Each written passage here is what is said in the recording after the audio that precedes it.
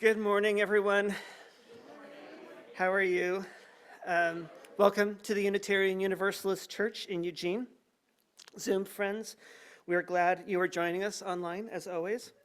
We are seeing more people on Zoom these days, and there are usually about 50 to 60 households joining every Sunday. My name is David Bogovin. I use pronouns he and him. For those who'd like a visual description, I'm an entirely bald, middle-aged white guy wearing a blue plaid shirt and my worship associate stole, and I am this morning's worship associate.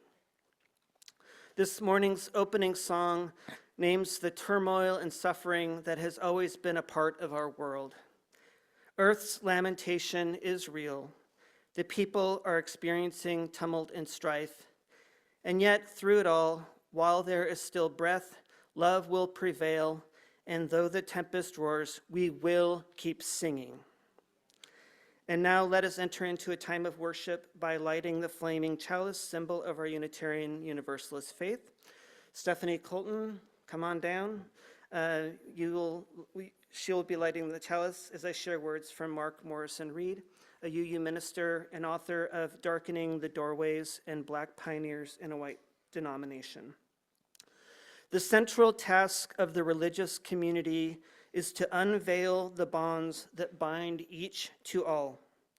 There is a connectedness, a relationship discovered amid the particulars of our own lives and the lives of others. Once felt, it inspires us to act for justice. It's the church that assures us that we are not struggling for justice on our own, but as members of a larger community. The religious community is essential, for alone our vision is too narrow to see all that must be seen, and our strength too limited to do all that must be done. Together, our vision widens and our strength is renewed. Thank you, Stephanie, for lighting the chalice. And now a gift of music from our guest musician, Marty Chilla. There you are. Hey everybody, I'm Jen Youngsun, and I'm the minister here. I use pronouns she and her. Today I'm wearing mostly black with a colorful stole. And Ryan's out sick today, so is Ember. So we have two of our staff out today. So instead of bringing the kids up like we traditionally do to listen to a story, I thought we could have a time for all ages and just have a conversation.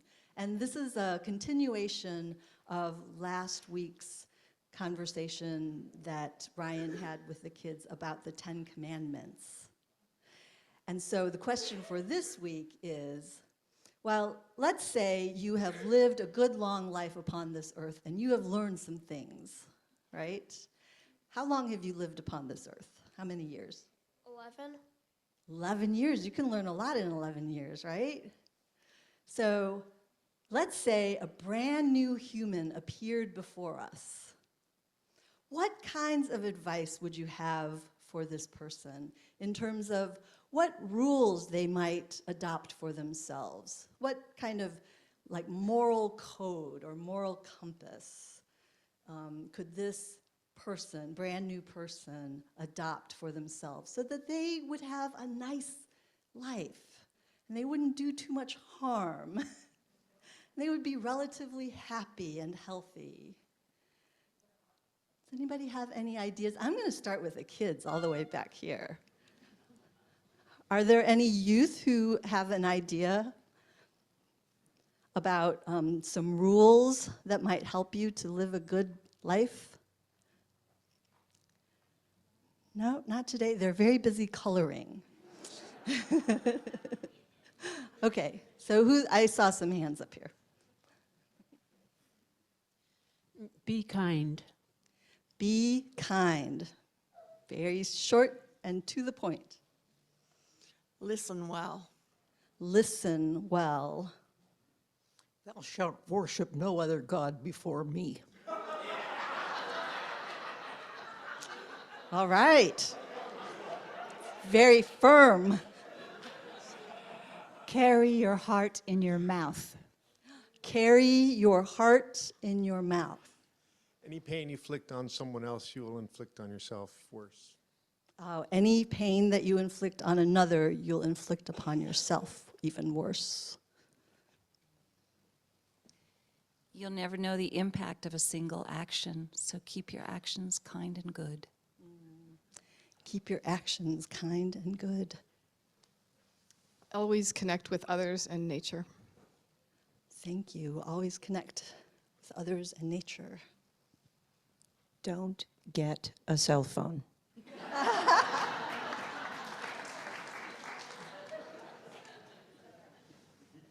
Find love and give love wherever you can.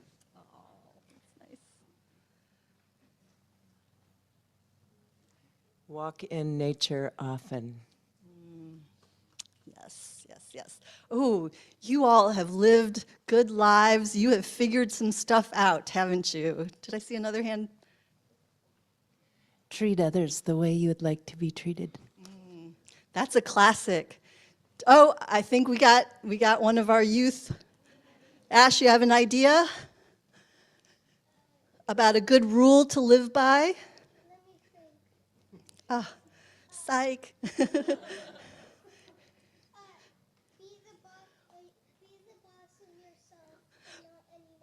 Oh, be the boss of yourself, not anyone else.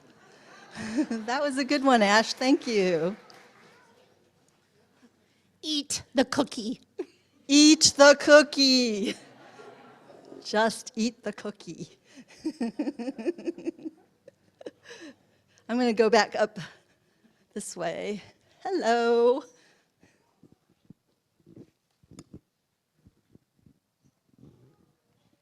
You never know if the ring of kindness will come back to you if you start it.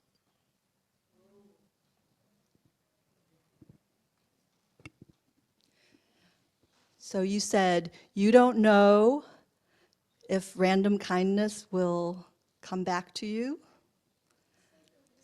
It's a circle, right?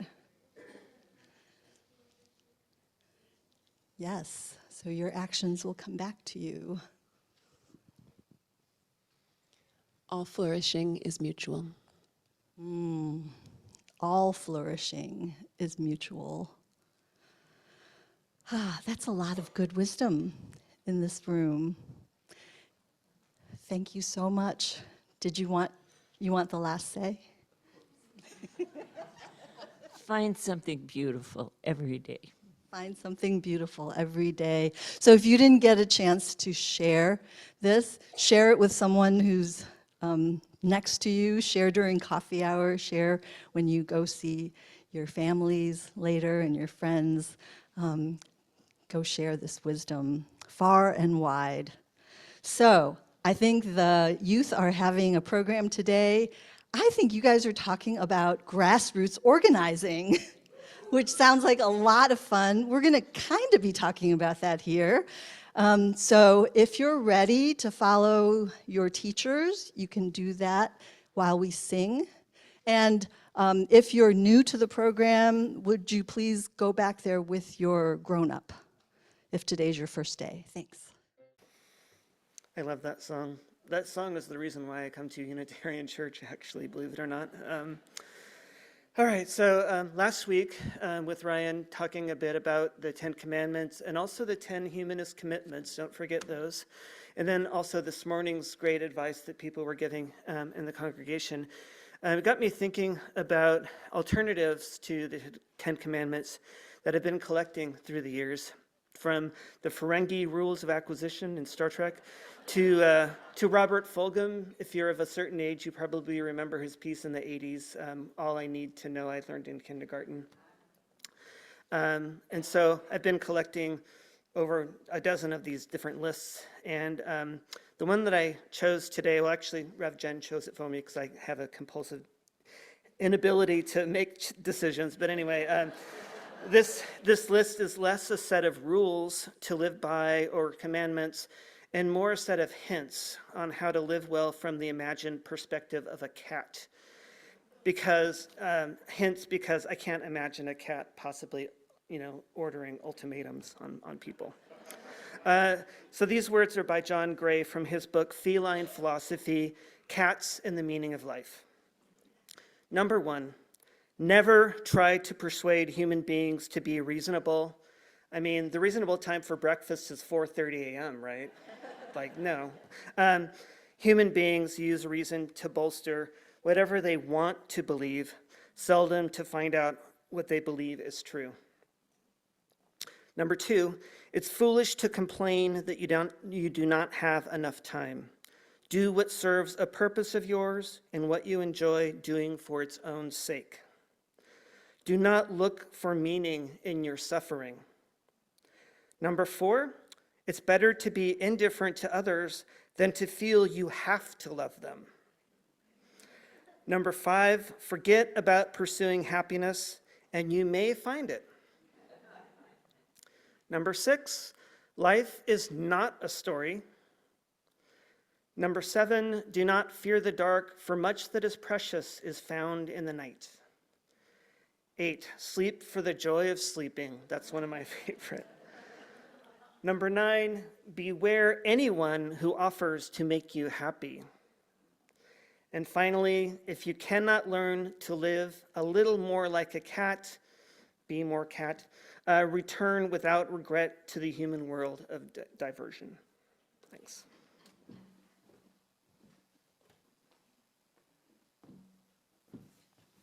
Thank you so much, David. We could all use a little help, right? Trying to figure out how to live our best lives and how to be a person of good character. And you all listed many rules of your own. And I bet you have some maybe stuck on your bathroom mirror on a little sticky or, various places around your home or in your car.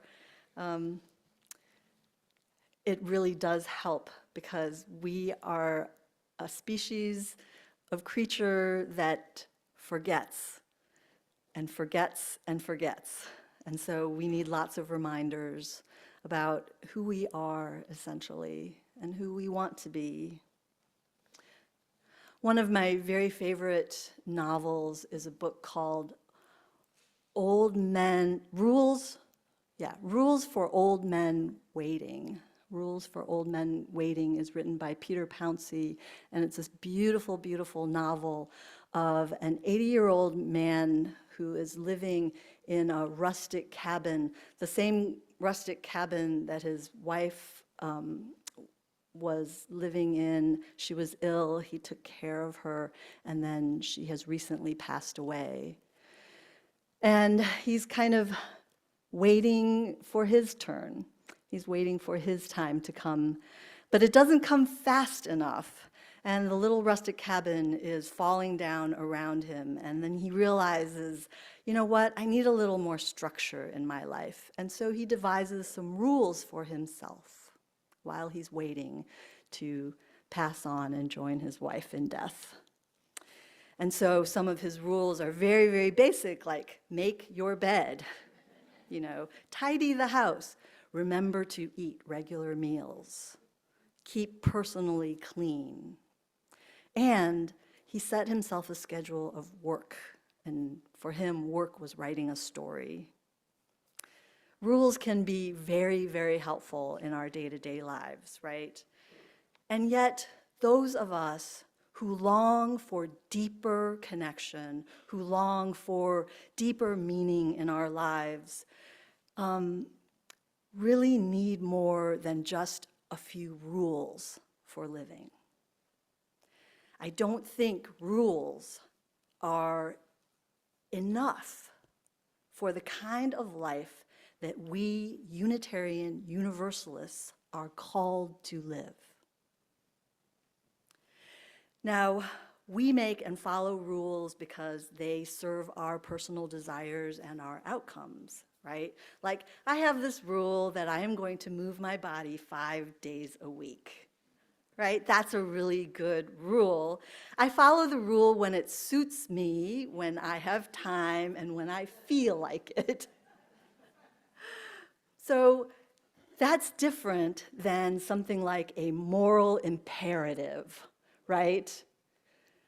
Moral imperatives, according to Kant, apply in all situations. We follow these whether we feel like it or not. Whether we're in the mood or we're not, we follow these moral imperatives. It's a principle that I'm duty-bound to follow. Whether the outcome is going to be good for me personally or not, right? It's not about me, and it's not about outcome even. All religious traditions offer guidance in the form of religious or moral imperatives. So take the 10 Commandments. We started talking about this last week. The 10 Commandments may be coming to more public schools in the future. Now, these were moral imperatives for a very specific group of unruly Israelites who had been freed from slavery and were trying to figure out who they were as a community. These people lived in a particular place and time, and they worshiped a particular God. So how then, in the year 2025, could the diverse citizenry of these United States find meaning in the 10 Commandments as they were designed? Well, how about the Buddhist imperatives? You know, refrain from taking a life, refrain from taking what is not given, refrain from sexual misconduct, refrain from false speech, refrain from intoxicants that could cloud the mind.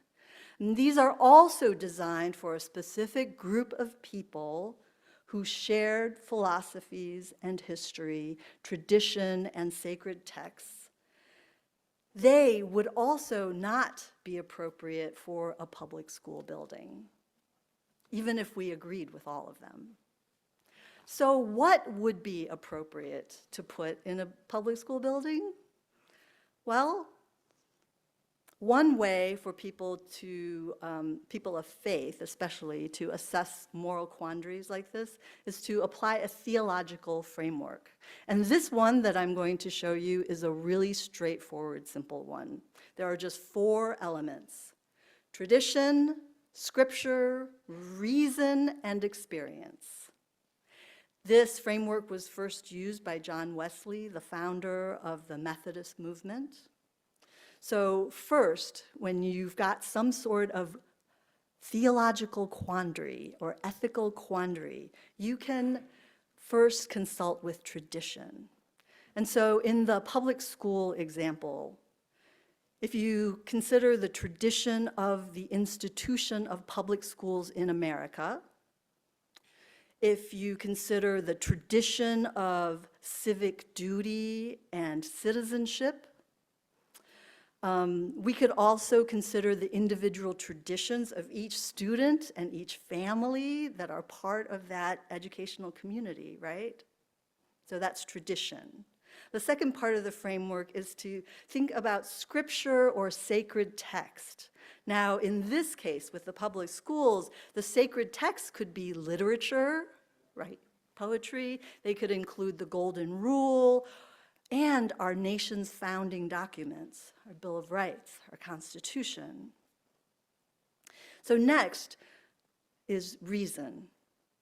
We use our inherent capacity for reason to work through the consequences of these actions and evaluate whether they align with the stated values in those sacred texts. And so they could ask themselves, these lawmakers in Oklahoma and Mississippi and elsewhere, if we post the 10 Commandments, would these violate any of the stated values in the sacred texts that we were just evaluating? And then finally, we could consider the relevant experiences. As a nation, we know we have a shared collective memory and experience of when schools exclude, right? We remember that. We know what it's like when schools exclude the real lived experiences of its students. And whether that experience is is going home to two mommies at home, or being of a minority faith or no faith at all. All of these elements, tradition, sacred text, our capacity to reason, and our experiences, if we do that analysis at that conclusion, maybe the school system would then come up with a process that lifts up the voices of the underrepresented students and teachers. Maybe they would come up with a list of words like fairness and integrity and diversity, respect, kindness, and put those up instead of the 10 Commandments. Maybe you've seen a photo that's been going around social media. It's a photo of a worker painting over a large wall of colorful words.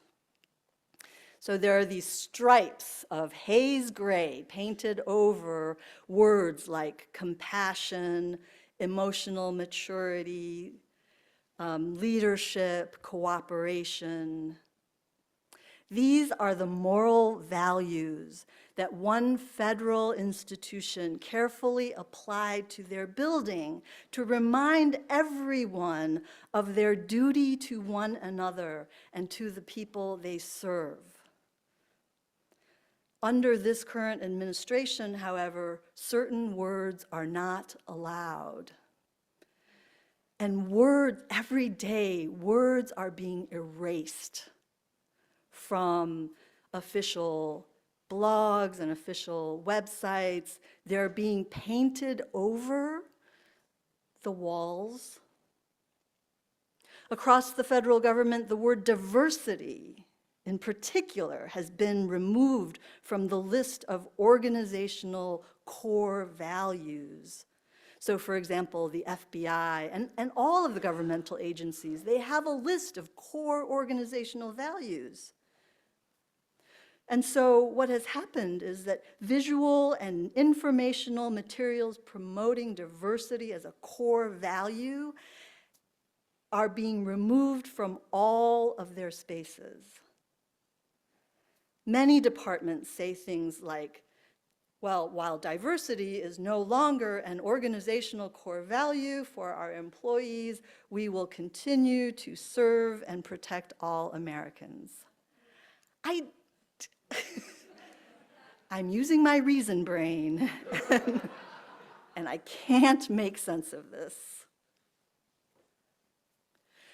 One of our leading theologians is James Luther Adams. He helped to articulate the qualities of a liberal faith, one that could stand up to the tyranny that he was witnessing in those years leading up to World War II. To be honest, he wasn't sure that the Unitarian faith was robust enough in its theology to stand up to authoritarianism and fascism. Now remember that before 1961, we were two religions. We were Unitarians and we were Universalists.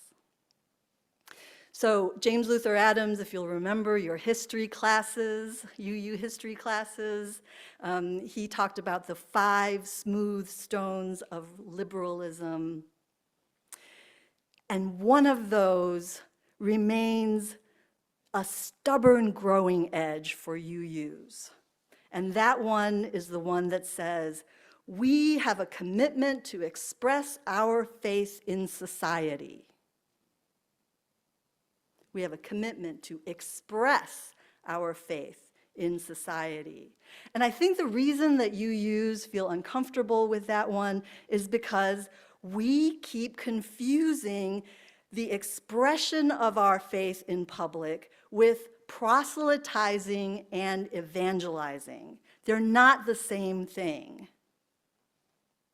The way Unitarian Universalists express our faith into the world is in its visible impact, the visible impact of our actions, of our words and our deeds. That's what makes the difference.